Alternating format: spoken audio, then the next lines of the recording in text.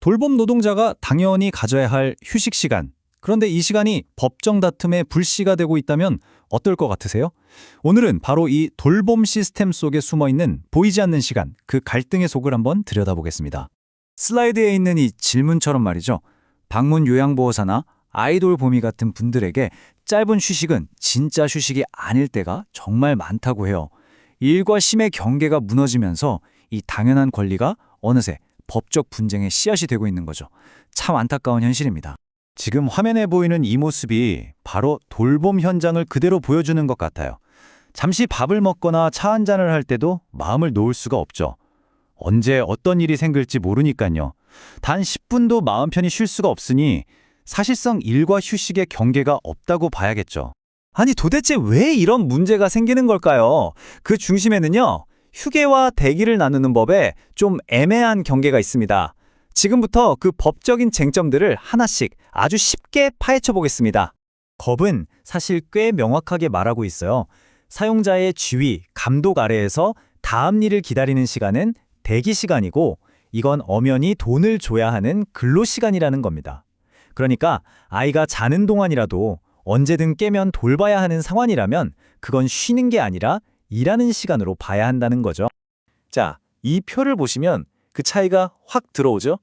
왼쪽처럼 언제든 불려갈 수 있게 묶여있는 상태는 대기 시간, 그러니까 일의 연장선인 거고요. 반면에 오른쪽처럼 완전히 자유롭게 내 시간을 쓸 수 있는 게 진짜 휴게 시간인 겁니다. 이게 바로 유급이냐 무급이냐를 가르는 결정적인 차이점이고요. 법원에서는 이걸 가수면 상태라는 아주 재미있는 표현으로 설명했어요. 그러니까 얕은 잠을 자는 상태라는 거죠. 몸은 쉬고 있어도 정신은 비상 상황에 대비하고 있다면 이건 일하는 거다 라고 본 거예요. 돌봄 노동의 특징을 정말 정확하게 짚어낸 판결이라고 할 수 있습니다. 그리고 마침내 이 모든 논란의 흐름을 바꿔버린 아주 결정적인 판결이 나왔습니다. 이 판결 하나로 돌봄 노동의 법적 지위가 완전히 새로운 국면을 맞이하게 됩니다. 이 타임라인을 한번 보시죠.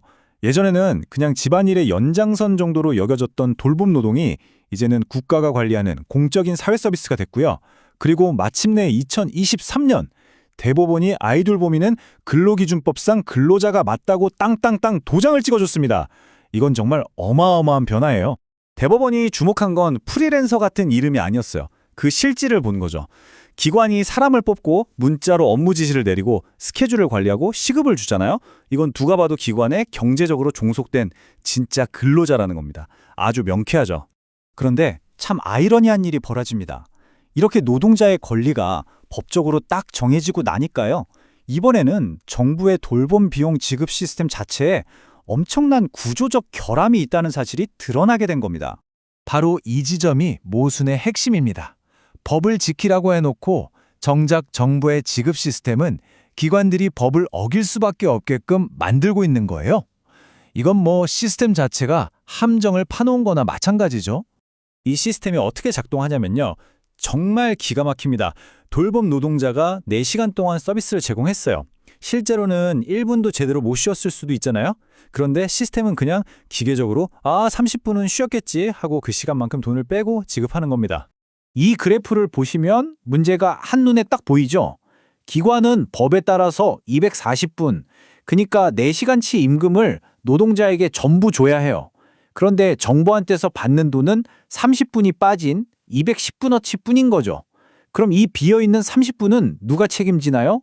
고스란히 기관의 부담으로 남는 겁니다. 자, 그럼 이렇게 좀 불합리한 상황 속에서 돌봄 기관들은 도대체 어떻게 분쟁을 막고 스스로를 지킬 수 있을까요?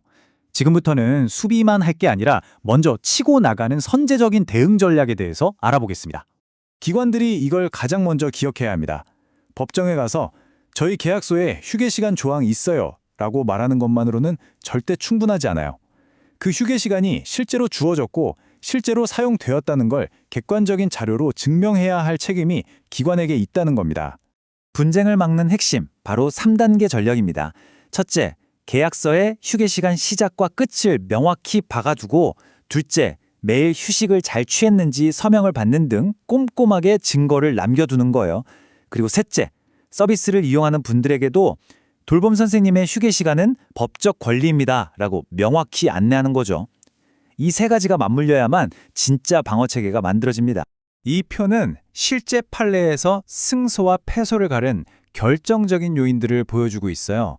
법원이 얼마나 실질적인 현실을 중요하게 보는지 알 수 있죠.